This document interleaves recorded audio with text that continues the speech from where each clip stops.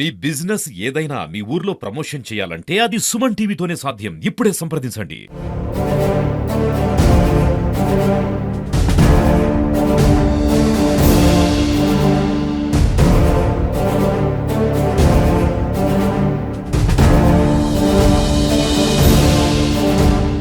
Panthangi toll gate దగ్గర సాయంత్రం వేళ మనం చూస్తున్నాం. చాలా వాహనాలు వచ్చినటువంటి పరిస్థితి, మొత్తం కూడా ట్రాఫిక్ జామ్ అయినటువంటి పరిస్థితి మనం చూస్తున్నాం.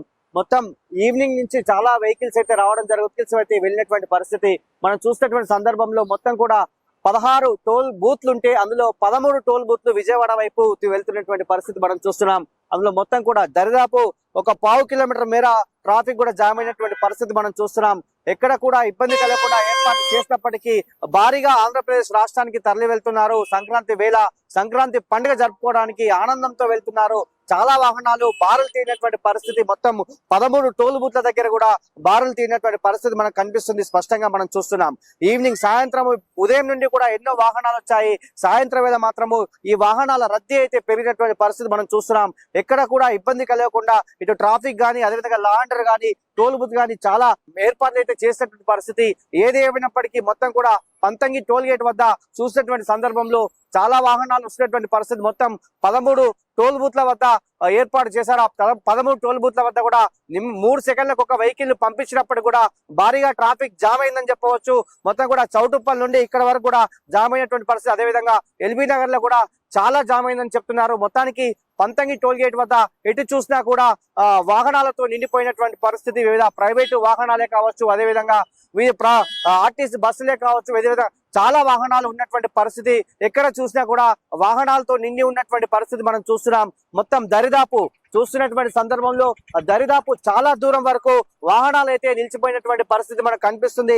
ఎక్కడ కూడా ఇబ్బంది కలగకుండా టోల్ బూత్ అదేవిధంగా సిబ్బంది ఏర్పాటు చేసినప్పటికీ కూడా ఇక్కడ ట్రాఫిక్ పోలీసులు కానీ, లా అండర్ కానీ ఎప్పటికప్పుడు కూడా పంపించేసే కార్యక్రమం చేసినప్పుడు కూడా చాలా జామ్ అయినటువంటి పరిస్థితి మనం చూస్తున్నాం. చాలా వాహనాలు, వేలాది వాహనాలు తరలి వస్తున్నాయి, చాలా వాహనాలు వెళ్తున్నాయి. మొత్తం 13 టోల్ బూత్ల వద్ద కూడా రద్దీ అనేది నెలకొందని చెప్పవచ్చు. సొంత ఊర్లకు బయలుదేరారు. ఈ రోజు నుంచి సెలవులు రావడంతో చాలా మంది వెళ్ళినటువంటి పరిస్థితి మనం చూస్తున్నాం. చాలా వాహనాలు, ఇటు బస్సులే కావచ్చు, ప్రైవేట్ బస్సులే కావచ్చు, అదేవిధంగా ఆర్టీసీ బస్సులే కావచ్చు, చాలా బస్సులు అయితే వెళ్తున్నటువంటి పరిస్థితి మనం చూస్తున్నాం. మొత్తం కూడా వెహికల్స్, కార్లతో నిన్నటువంటి పరిస్థితి. అన్ని టోల్ బూత్లు అన్ని కూడా నిన్నటువంటి పరిస్థితి మనం చూస్తున్నాం. దాదాపు చౌటుప్పల్ నుండి కూడా ఇక్కడ వరకు వెహికల్స్ ఉన్నటువంటి పరిస్థితి మనం చూస్తున్నాం. ఎక్కడ చూసినా కూడా చాలా మంది వెళ్తున్నటువంటి సందర్భాన్ని అయితే మనం గమనిస్తామని చెప్పవచ్చు. మొత్తానికి టోల్ బూత్ల వద్ద మహా రద్దీ అనేది ఏర్పడింది. వివిధ వాహనాలు మన దరిదాపుగా 1 కిలోమీటర్ మేర వాహనాలు అయితే ఉన్నటువంటి పరిస్థితి. ఒక 3 సెకండ్లకు ఒకసారి వాహనాన్ని పంపిస్తామని చెప్పి టోల్ సిబ్బంది చెప్తున్నారు.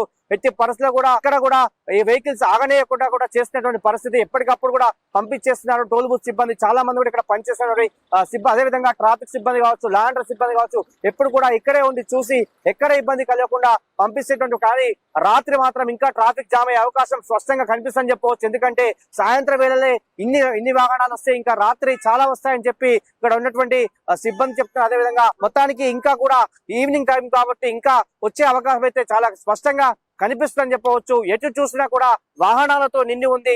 మొత్తం కూడా దారులన్నీ ఆంధ్రప్రదేశ్ వైపు వెళ్తున్నాయి, దారులన్నీ విజయవాడ వైపు వెళ్తాయని చెప్పొచ్చు. పట్నం అంతా కూడా ఖాళీనటువంటి పరిస్థితి. పట్నం నుండి మొత్తం కూడా పల్లెలకు వెళ్తున్నటువంటి పరిస్థితి.